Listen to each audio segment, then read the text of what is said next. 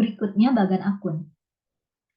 Bagan akun adalah daftar semua angka yang ditetapkan untuk laporan posisi keuangan atau neraca dan laporan laba rugi.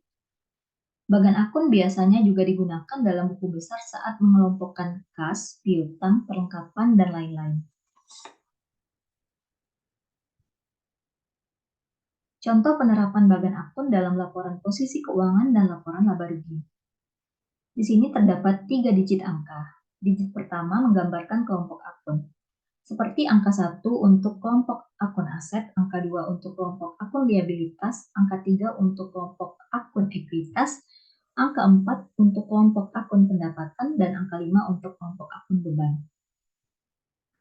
Lalu digit kedua menggambarkan sub akun dalam setiap kategori akun. Misalnya 11 untuk kelompok aset lancar, 12 untuk kelompok aset tetap, 21 untuk kelompok utang jangka pendek, dan 22 untuk kelompok utang jangka panjang.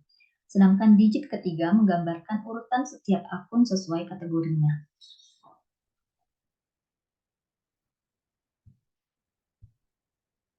Berikutnya kita akan membahas tentang elemen-elemen dalam penyimpanan data. Pertama, entitas adalah sesuatu mengenai informasi yang disimpan dalam catatan.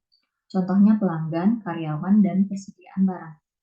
Kedua, atribut adalah sifat nomor identifikasi dan karakteristik khusus dari suatu entitas yang disimpan dalam database.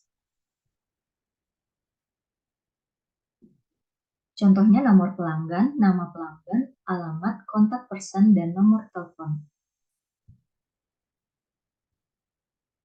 Ketiga, field adalah porsi data catatan di mana nilai data untuk atribut tertentu disimpan.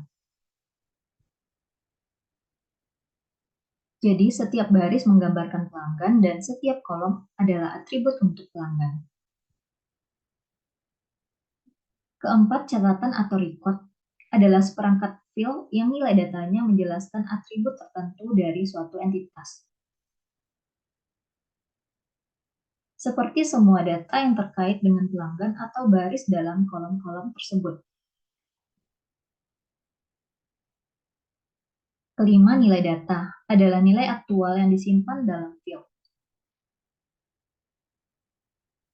Contohnya, field nama pelanggan akan berisi perusahaan ABC, perusahaan QRS, dan perusahaan XYZ yang merupakan pelanggan dari perusahaan tersebut.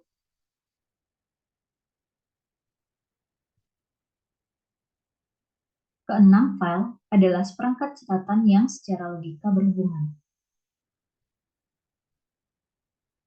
Contoh catatan atau record semua pelanggan.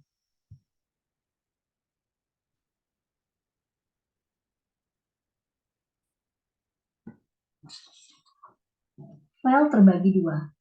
Pertama, file induk adalah file permanen catatan yang menyimpan data kumulatif mengenai perusahaan.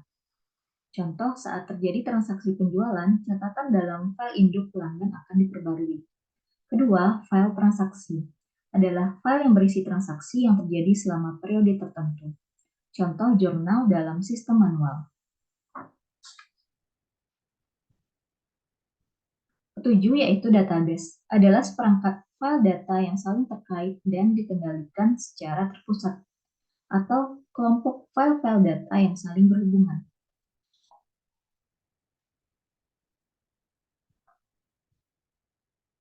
Elemen-elemen dalam penyimpanan data dapat dilihat pada gambar tabel berikut ini.